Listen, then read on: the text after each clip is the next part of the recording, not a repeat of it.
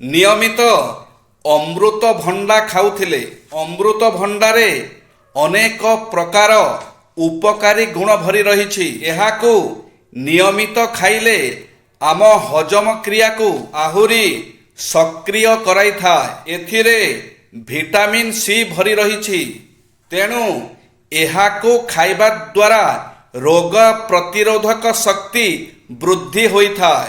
ଅମୃତଭଣ୍ଡାରେ potassium ଏବଂ antioxidant ଭରି ରହିଛି।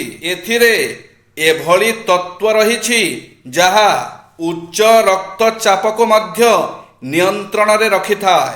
ଏହା ମଧ୍ୟ ଚର୍ମରେ ଚମକ ଆଣିଥାଏ।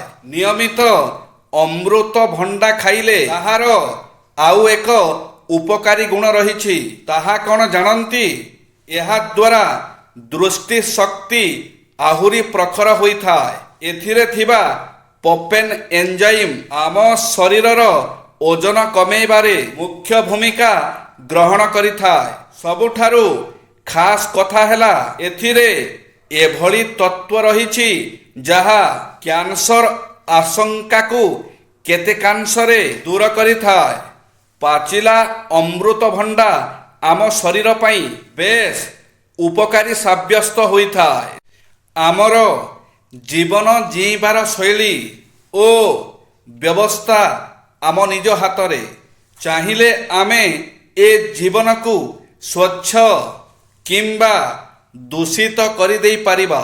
ବିଗତ ଦିନରେ ଆମ ଭିତରେ ଯେତେ ବି ଖରାପ ପ୍ରକୃତି ଥାଉ କିମ୍ବା ଆମେ ଯେତେ ବି ବଦନାମ ହୋଇଥାଉ, ପରିବର୍ତ୍ତନର ମାନସିକତା ଯଦି ଆମ ଭିତରେ ଜାଗ୍ରତ ହୋଇଯିବ ତେବେ ଆମକୁ ସର୍ବଗ୍ରହଣୀୟ ହେବାରେ କୌଣସି ଅସୁବିଧା ହେବ ନାହିଁ।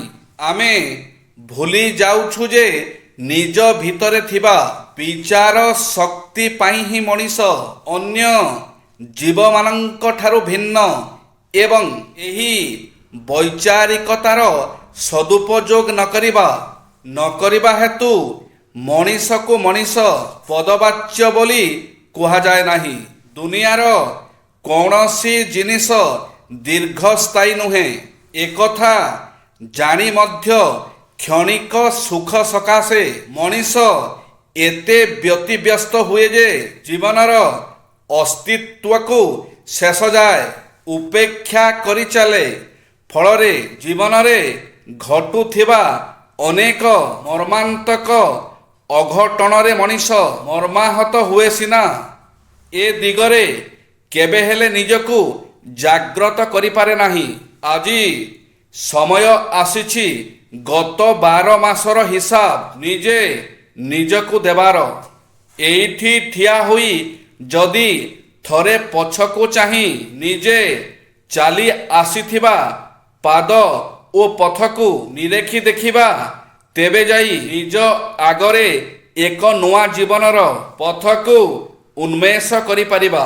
ଏକଥା ମନେ ରଖିବାକୁ ହେବ ଯେ ନୂଆବର୍ଷ ତା ପାଇଁ ହିଁ ନୂଆବର୍ଷ ହେଇ ଆସିବ ଯିଏ ଏକ ନୂତନ ଆତ୍ମା, ନୂତନ ହୃଦୟ, ନୂତନ ମନ, ନୂତନ ପାଦ ଓ ନୂତନ ଭାବେ ଆଖିଟିଏ ନିଜ ଭିତରେ ଜନ୍ମ କରିପାରିବ।